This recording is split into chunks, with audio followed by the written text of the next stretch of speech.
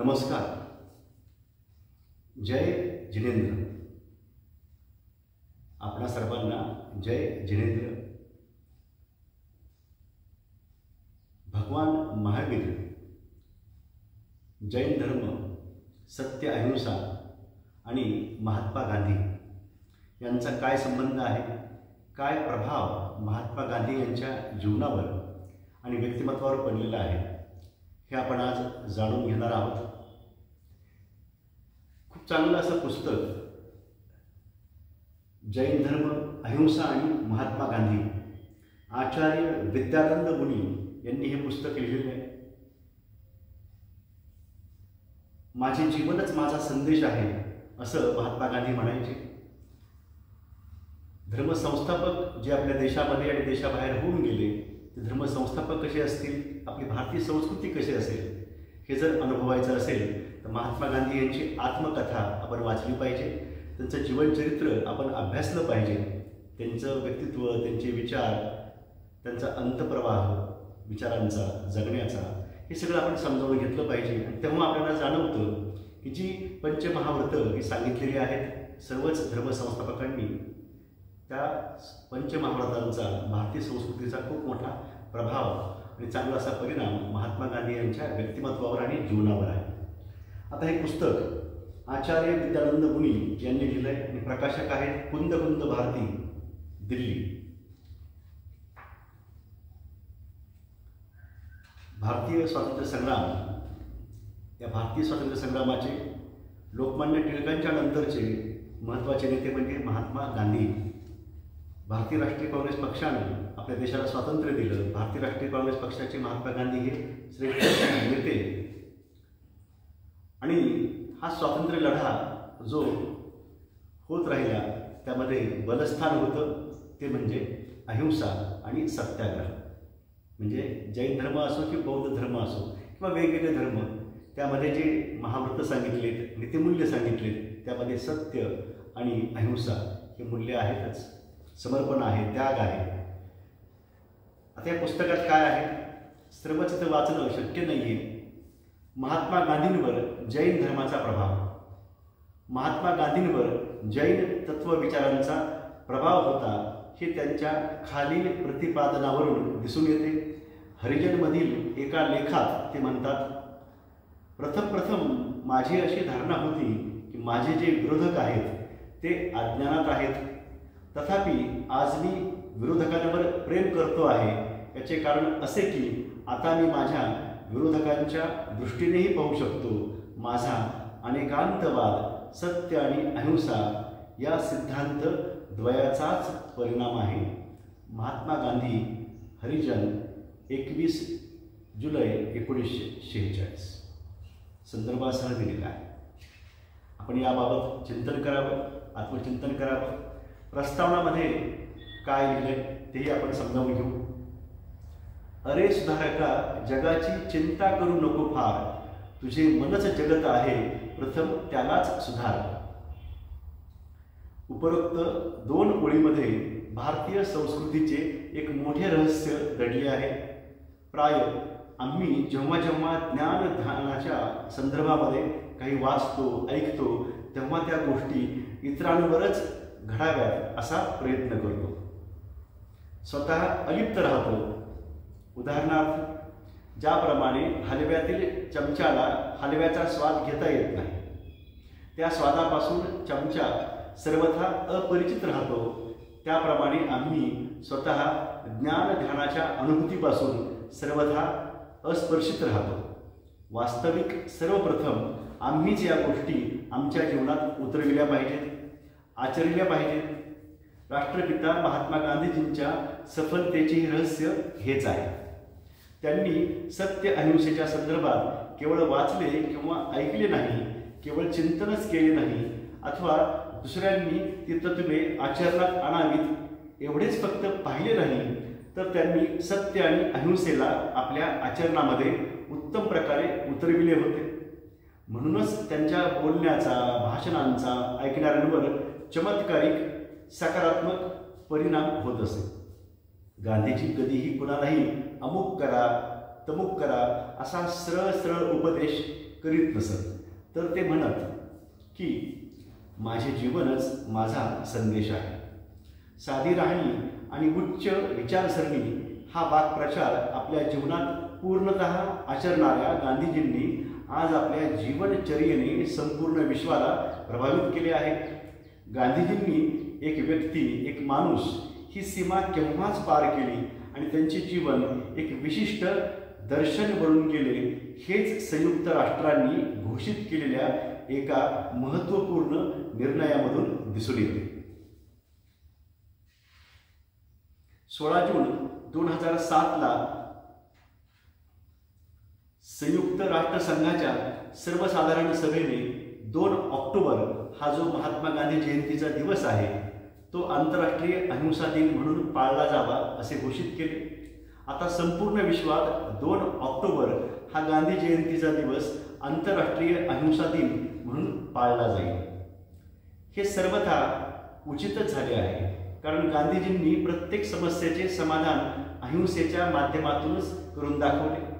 एक वेळ अशी होती जेव्हा ब्रिटिशांच्या संदर्भात म्हटले जायचे की इंग्रजांच्या साम्राज्यावर सूर्य कधीच मावळत नाही, तथापि या अहिंसेच्या पुजाऱ्यांनी सत्य आणि अहिंसेचा अचूक मंत्र उच्चारित आणि सुदर्शन चक्रासारखा हाताने चरखा फिरवीत त्या ब्रिटिशांच्या साम्राज्यालाही भारतामध्ये विराम दिला. अहिंसा, सत्य आणि अहिंसा या अमोघ शक्तीचा हा अभूतपूर्व आविष्कार पाहून सारे जग आश्चर्यचकित झाले. पाहतच राहिले. धर्माला आपल्या जीवनामध्ये प्रामाणिकपणे आचरणात आणण्याचाच हा सर्व सुपरिणाम होता. दुसऱ्यावर शासन करणारे कित्येक मिळतील, अनुशासन करणारेही अनेक मिळतीलच, तथापि आत्मानुशासन अतिशय अवघड आहे, दुर्लभही आहे. गांधीजींवर आईचे संस्कार. महात्मा गांधींच्या पवित्र जीवनाची उभारणी करण्यामध्ये त्यांची आई पुतळाबाई यांचे फार मोठे योगदान आहे.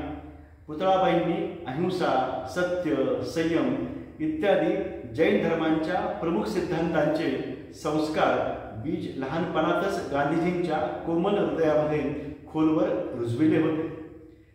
हेच संस्कार बीज पुढील आयुष्यामध्ये विशाल वृक्षामध्ये रूपांतरित झाले. असे वाटते की आता केवळ संपूर्ण विश्वच या विशाल वृक्षाच्या छायेमध्ये बसून शांतीचा प्राणवायू प्राप्त करील. महात्मा गांधींच्या घरी जैन साधूंचे आवागमन होत राहिले आणि त्यांचे सहयोगी श्रीमद रायचंद्रही जैनच होते. त्यामुळेच गांधीजी जैन धर्म आणि त्याच्या सिद्धांताने अत्याधिक प्रभावित झाले होते. श्रीमद रायचंद्रजी हे जैन होते, त्याचे सहयोगी होते, पण त्यांना ते गुरुस्थानी मानत असत. त्यामुळेच गांधीजी जैन धर्म आणि त्यांच्या सिद्धांताने अत्याधिक प्रभावित झाले होते. केवळ प्रभावित झाले होते असे नव्हे, तर त्या सिद्धांतानुसार आपला जीवनक्रम आचरणाचा अधिकतर प्रयत्न ते करीत होते. म्हणूनच गांधीजींनी जी सत्य अहिंसेची जगाला देणगी दिली आहे ती एका अर्थाने जैन धर्म आणि जैन समाजाचीच देणगी आहे असे मानले पाहिजे. जैन धर्माच्या सत्य, अहिंसा, संयम, अनेकांतवाद इत्यादी महान सिद्धांतांनी अगणित लोकांना सतत प्रभावित केलेले आहे. त्या सर्वांचा उल्लेख इथे स्थानाभावामुळे करता येणे शक्य नाहीये, पण एक मात्र निश्चित म्हणता येईल की ज्यांनी निष्पक्षपाती होऊन किंवा निपक्षपाती होऊन जैन धर्माला समजून घेण्याचा प्रयत्न केला ते सर्व जैन धर्माच्या तत्वांनी प्रभावित झाले. भूतपूर्व राष्ट्रपती ज्ञानी झैलसिंग यांनी श्रवणबेळगोळ येथील एका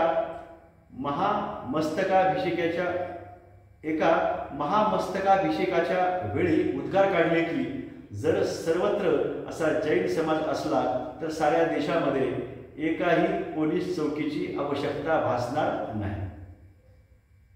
थोडक्यात काय तर जैन धर्माची तत्व आपण आचरणामध्ये आणली पाहिजे. कुठल्याही धर्मांतराची आवश्यकता या देशामध्ये नाही आहे. फक्त आपण आपलं आचरण हे सुधारलं पाहिजे, आपले विचार हे आपण खूप विकसित केले पाहिजे. मध्य प्रदेशचे भूतपूर्व राज्यपाल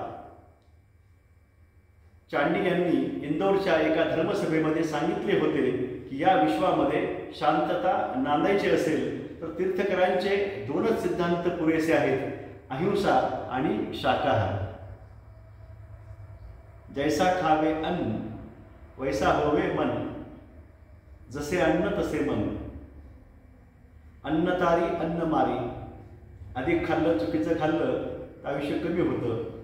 कमी खाल तर जास्त खाल, जास्त खाल तर कमी खाल. आणि कमी कमी अन्न आपण सेवन केलं पाहिजे, खूप चावून खाल्लं पाहिजे, शाकाहार केला पाहिजे, फळं खाल्ली पाहिजेत, फळभाज्या पालेभाज्या खाल्ल्या पाहिजेत. मोजका आहार हा 2 वेळेस घेतला पाहिजे आणि 2 वेळामध्ये काहीही अन्न सेवन न करता भूक लागली तर फक्त पाणी पिलं पाहिजे. तुम्ही प्रयोग करून बघा. गांधीजींनी माय एक्सपेरिमेंट्स विथ ट्रुथ्स, माझे सत्याचे प्रयोग अर्थात आत्मकथा, यात त्यांनी हे सगळं लिहिलेलं आहे. आणि शाकाहार करून हे आपण आपलं जीवन हे कसं आपण दीर्घायुष्य आपण मिळवू शकतो आणि आपण आरोग्यसुद्धा प्राप्त करू शकतो हे आपण समजावून घेऊ शकतो.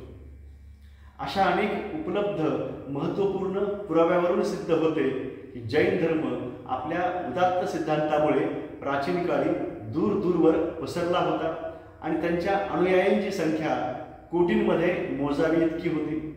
अकबराच्या काळातच केवळ भारतामध्ये 4 कोटी जैन होते असे तात्यासाहेब चोपडे यांनी आपले पुस्तक जैन आणि हिंदू पृष्ठ 47-48 वर लिहिले आहे. काळाच्या ओघात विविध राजकीय सामाजिक आणि समाजांतर्गत कारणामुळे जैनांची संख्या कमी होत गेली. हे वास्तव स्वीकारले पाहिजे. म्हणून आज वेगाने बदलत राहिलेल्या जागतिक स्तरावरील राजकीय सामाजिक आर्थिक परिस्थिती लक्षात घेऊन जैन समाजाने निरंतर आत्मनिरीक्षण करावे आणि जैन धर्माचे अहिंसा, अनेकांत, अपरिग्रह किंवा परिग्रह, परिमाण आदी सिद्धांतांना यथोचित स्वरूपामध्ये पुनश्च आपल्या वैयक्तिक आणि सामाजिक जीवनात आचरणात आणावे. जैन धर्माने सातत्यानेच अहिंसेचा उपदेश दिला आणि आजही देत असतो. हिंसेचा कदापिही नाही याची स्पष्ट स्वरूपामध्ये जाणीव सर्वांनीच ठेवली पाहिजे. अशा अहिंसा, सत्य आणि अपरिग्रहादी सिद्धांताचा गांधीजींच्या जीवनावर झालेला परिणाम आणि त्यांचे संशोधन अध्ययन करून परमपूज्य आचार्य श्री विद्यानंद मुनिराज यांनी जैन धर्म, अहिंसा आणि गांधीजी हे पुस्तक लिहिले आहे. गांधीजींच्या जीवनावर जैन धर्माचा पडलेला प्रभाव दाखवून देण्याचा ऐतिहासिक प्रयत्न त्यांनी केला आहे. ही कृती तशी संक्षिप्त आहे. आचार्य श्री विद्यानंद महाराजांनी गांधीजींच्या जीवनातील काही थोड्याशाच प्रसंगांनी त्यांच्यावर पडलेल्या जैन धर्मांच्या प्रभावाला सिद्ध केले. तरी अशा तऱ्हेचे अनेक प्रसंग गांधीजींच्या जीवनातून सहज दाखवता येतील, सूत्ररूप म्हणता येईल असे हे परमपूज्य मुनिश्रींचे प्रतिपादन आहे. सुज्ञ आणि समजदार वाचकांना एवढेही पुरेसे होईल.